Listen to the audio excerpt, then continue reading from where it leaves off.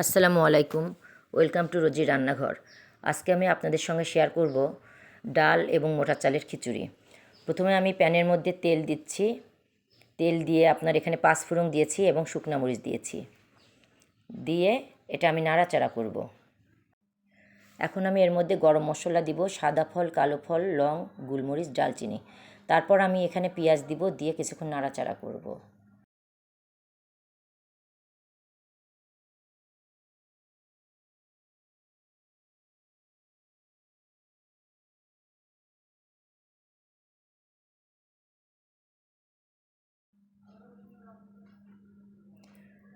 বেশ কিছুক্ষণ নাড়াচাড়ার পর এর মধ্যে আমি আদা রসুন বাটা দিব।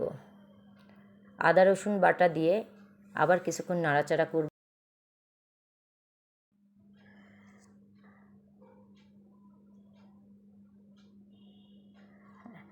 তারপরে এর মধ্যে আমি কিছু কাঁচামরিচ, চেরা কাঁচামরিচ দিব। চেরা কাঁচামরিচ দেওয়ার পর কিছুক্ষণ নাড়াচাড়া করে একটু হলুদ গুঁড়া দিব, একটু গুঁড়া মরিচ দিব, দিয়ে তেজপাতা দিয়ে বেশ কিছুক্ষণ আবার নাড়াচাড়া করব। একটু ভালো মতো নাড়াচাড়া করার পর আমি বাটিতে করে এক বাটি মুগ ডাল এবং অল্প মসুর ডাল দুটো আমি একসঙ্গে ভিজিয়ে রেখেছিলাম, সেই ডালটা ঢেলে দিব। দিয়ে আবার কিছুক্ষণ নাড়াচাড়া করে তারপর আমি চাউল ঢেলে দিব। চাউলের পরিমাপ এখানে আমি 3 পোয়া চাউল দিয়েছি। তো সেই চাউল এবং ডাল একসঙ্গে নাড়াচাড়া করে ভালো মতো নাড়াচাড়া করে বেশ কিছুক্ষণ কষিয়ে নেব।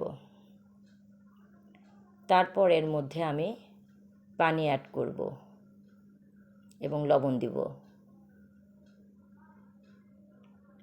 লবণটা পরিমাণ মতো দিব, যার যতটুকু পরিমাপ ঠিক সেই পরিমাপ অনুযায়ী লবণ দিব। দিয়ে এখন একটু ভালো মতো কষিয়ে নেব। নেওয়ার পরে এখন আমি ফুটানো গরম পানি ঢেলে দিব।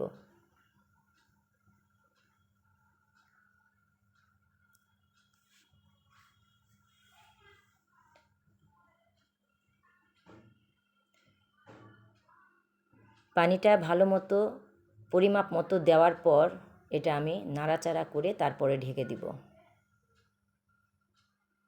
লবণটা টেস্ট করে এটা ঢেকে দিব। তারপরে সম্পূর্ণভাবে খিচুড়িটা হয়ে গেলে তারপর আমি নামিয়ে ফেলব।